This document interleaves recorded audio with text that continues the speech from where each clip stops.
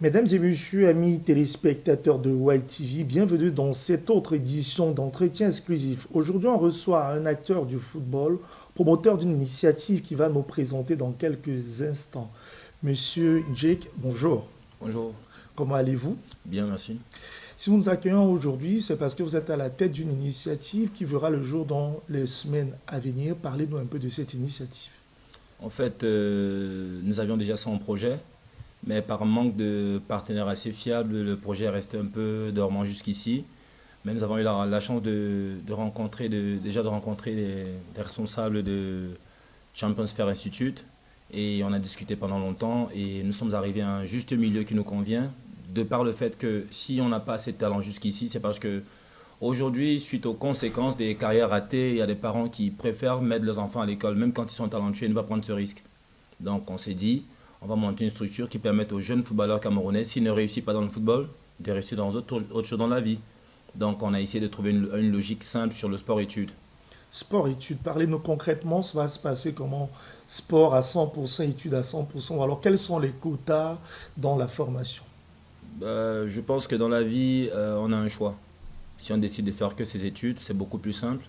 Si on décide de jouer qu'au foot et prendre le risque de se louper après, c'est beaucoup plus simple. Mais quand on veut s'assurer que demain, on puisse avoir un lendemain meilleur, on se sacrifie, on met son temps pour faire les deux.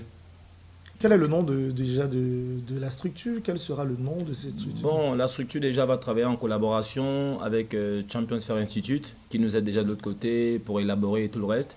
Mais ici au Cameroun, on va aussi travailler en collaboration avec le collège Thomas d'Aquin, qui est une très grande institution éducative au niveau de la ville de Malmayo. Donc nos pensionnaires seront des élèves du collège en question en fait. Déjà, dans les conditions pour intégrer le centre, il faudra être élève du collège, mais est-ce que des personnes externes intéressées par le projet pourront aussi prendre part à cette initiative? Bien évidemment, comme tout institut de foot ou de formation, nous sommes ouverts à tout externe.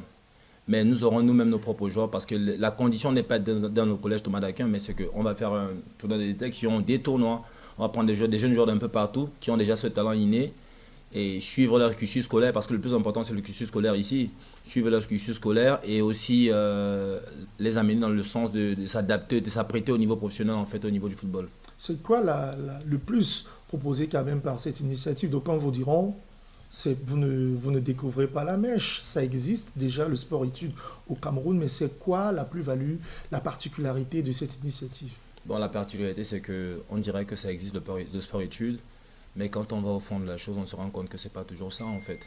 Nous, pour avoir été acteur dans le domaine, parce que j'ai quand même eu la chance de jouer au haut niveau, pour avoir été acteur dans le domaine, je sais à quel point j'ai des amis, des camarades de classe qui ont loupé leur vie parce que ça n'a pas donné au niveau du football. Donc il faut vraiment qu'on accentue, qu'on mette un accent particulier sur le domaine études en fait. Voilà, ça veut dire que quand on prend des pensionnaires qui sont pris par nous-mêmes, ils sont encadrés par nous-mêmes, on s'arrange à gérer le niveau études et tout le reste. Et bon, s'il y a des pensionnaires externes qui viennent, ceux-là par contre, ce sera un autre cas en fait. Ben déjà, la question certainement qui me brûle les lèvres et certainement qui brûle les lèvres de tous les téléspectateurs de YTV, c'est quelles sont les conditions pour intégrer. Je ne vais pas forcément demander les coûts, mais est-ce qu'il y a des critères d'âge, morphologique et aussi de talent pour faire partie de cette belle initiative? Ben, bien évidemment, puisque nous partons sur la base d'assurer aux jeunes talents camerounais la possibilité de, s'ils se loupent dans le football, d'avoir une vie. Ça veut dire que la particularité, c'est déjà d'avoir ce talent. Donc ça, c'est en particulier. Maintenant, si nous avons des parents qui jugent que leurs enfants ont du talent, qui n'ont pas été sélectionnés pendant les tournois, qui veulent qu'on prenne des externes, bon, là, ce sont des conditions qu'on va mettre sur pied avec le temps. Avec Voilà. le temps. Voilà. Mais déjà, est-ce qu'il y a une dernière information à communiquer quand même à tous nos téléspectateurs concernant cette belle initiative en partenariat, on le rappelle, avec Champions Fair, qui est quand même une agence internationale?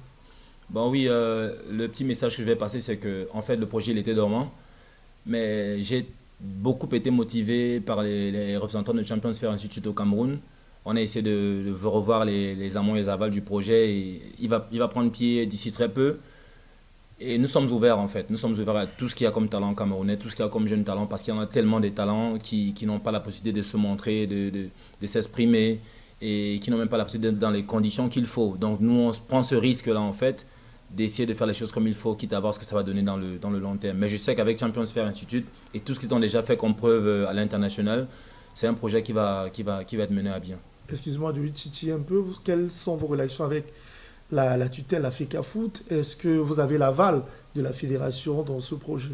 Bon, je dirais pas que j'ai l'aval de la fédération, je dirais plutôt que j'ai la bénédiction de la fédération. La bénédiction de la Oui, oui, fédération. je pense que c'est mieux comme ça. Et lorsqu'on est un acteur du foot, on lui pose la question toujours sur la vie du football camerounais. Que pensez-vous de l'actualité du football? D'aucuns diront, ce n'est plus un milieu porteur au regard de son actualité, mais voir un jeune comme vous qui jette son dévolu sur le football, qu'est-ce qui vous motive? Bah, ce qui me motive, c'est que on sait ce que nos générations passées ont été. Nous savons où est-ce que nous en sommes aujourd'hui. Les efforts que nos aînés sont en train de mettre sur le terrain pour que les choses s'améliorent. Et je pense que nous qui avons été dans ce domaine dans un passé pas lointain, si nous n'essayons pas de s'investir dedans pour essayer d'aider nos aînés qui sont acteurs du domaine, ça ne va pas le faire. Parce qu'il faut que chacun s'asseye de côté pour faire ses commentaires, pour critiquer, sans rien apporter, on ne va pas y arriver. Donc, l'avenir du football de demain, c'est le football jeune d'aujourd'hui. C'est l'avenir du football de demain, c'est le football jeune d'aujourd'hui. C'est sur cette belle phrase que nous allons donc mettre un terme à cet entretien. Excusez, merci à vous, Monsieur Junior Njek, d'avoir accepté cet entretien. Merci à vous aussi. C'était donc Monsieur Junior Njek à la tête d'une belle initiative sport-études qui verra le jour dans les prochaines semaines ou alors dans les prochaines heures. Projet, je ne vais pas dire parrainé, mais soutenu par Champions Fair Institute, agence internationale de football, et aussi béni, je le prends par sa bouche, par la Fédération camerounaise de football. Merci à tous et à toutes d'avoir suivi cette édition. On se retrouve très prochainement. Au revoir.